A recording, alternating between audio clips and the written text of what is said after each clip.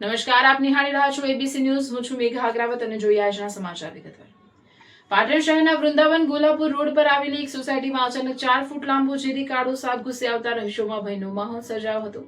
રહેણાંક વિસ્તારમાં ઝેરી સાપ દેખાતા લોકોમાં ગભરાટ ફેલાયો હતો અને સોસાયટીના લોકો દ્વારા સાવચેતીના પગલાં લેવામાં. પાટણ શહેરના વૃંદાવન ગોલાપુર રોડ પર આવેલી એક સોસાયટીમાં અચાનક 4 ફૂટ લાંબો ઝેરી કાળો સાપ ઘૂસી આવતા રહીશોમાં ભયનો માહોલ સર્જાયો હતો. રહેણાંક વિસ્તારમાં ઝેરી સાપ દેખાતા લોકોમાં ગભરાટ ફેલાયો હતો અને સોસાયટીના લોકો દ્વારા સાવચેતીના પગલાં લેવામાં આવ્યા હતા. સોસાયટીના પ્રમુખ ભીખાભાઈ દ્વારા સમગ્ર ઘટનાની જાણ તાત્કાલિક અબુલ જીવ સેવા ટ્રસ્ટ પાટણના સેવાભાવી કાર્યકર રાજુભાઈ એમ રાવળને કરવામાં આવી હતી. જાણ મળતા જ રાજુભાઈ રાવળે સમયનો વિલંબ કર્યા વિના ઘટના સ્થળે પહોંચી સાપનું રેસ્ક્યુ કરવાની કામગીરી હાથ ધરી હતી. ઘટના સ્થળે પહોંચ્યા બાદ કાળજીપૂર્વક કામગીરી કરી આશરે 4 ફૂટ લાંબા ઝેરી કાળા સાપને સુરક્ષિત રીતે પકડી લેવામાં આવ્યો હતો. સાપને પકડતી વખતે કોઈ વ્યક્તિને ઈજા ન થાય અને સાપને પણ નુકસાન ન પહોંચે તેની ખાસ તકેદારી રાખવામાં આવી રહી હતી.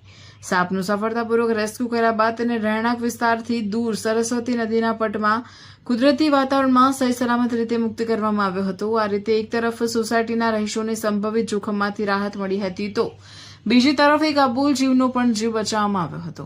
365 દિવસ અબુલ જીવોની સેવામાં અબુલ જીવ સેવા ટ્રસ્ટ શ્રી અબુલ જીવ સેવા ટ્રસ્ટ પાટણ દ્વારા અબુલ જીવોની સેવાને રેસ્ક્યુ માટે દિવસ રાત જોયા વિના કામગીરી કરવામાં આવી રહી છે. સાપ હોય, અન્ય કોઈ વન્યજીવ હોય કે પછી મુશ્કેલીમાં મુકાયેલું કોઈ અબુલ પ્રાણી હોય, માહિતી મળતા સેવાભાવી કાર્યકરો સ્થળ પર પહોંચીને પોતાની ક્ષમતા મુજબ રેસ્ક્યુ કામગીરી હાથ ધરે છે. ખાસ કરીને રહેણાંક વિસ્તારોમાં સાપ નીકળવાની ઘટના બને ત્યારે લોકોમાં સ્વાભાવિક રીતે ભય ફેલાય છે.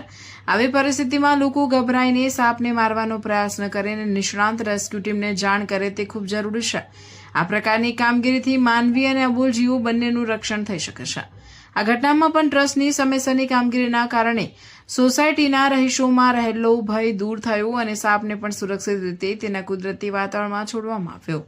અબુલ જીવોની સેવા કરવી એ માત્ર એક વ્યક્તિની જવાબદારી નથી, પરંતુ સમગ્ર સમાજની સામૂહિક જવાબદારી છે. આવા સેવા કાર્ય પાછળ સમય, મહેનત, સાધનો અને સંસાધનોની જરૂરિયાત રહે છે. શ્રી અબુલ જીવ સેવા ટ્રસ્ટ પાટણ દ્વારા 365 દિવસ કરવામાં આવતી આ સેવા ખરેખર પ્રશંસનીય છે. જો સમાજના લોકો આવા સેવા કાર્યને પ્રોત્સાહન આપે અને પોતાની યથાશક્તિ આર્થિક સહયોગ કે દાન આપે તો ટ્રસ્ટ દ્વારા વધુ અબુલ જીવો સુધી સેવા પહોંચાડી શકાય. એક નાનકડું દાન પણ કોઈ અબુલ જીવના જીવન માટે મોટી મદદ બની શકે છે. અબુલ જીવ બોલી શકતા નથી, પરંતુ તેમની પીડા સમજનાર સેવાભાવી લોકો જ તેમની આશા બનાવશે. આવી માન્યતા અને જીવદયા સાથે જોડાયેલી સેવાકીય પ્રવૃત્તિને સલામ અને શ્રી અબુલ જીવ સેવા ટ્રસ્ટ પાટણના સેવાભાવી કાર્યકરોને હૃદયપૂર્વક અભિનંદન. અહેવાલ પ્રવીણભાઈ પંચાલ.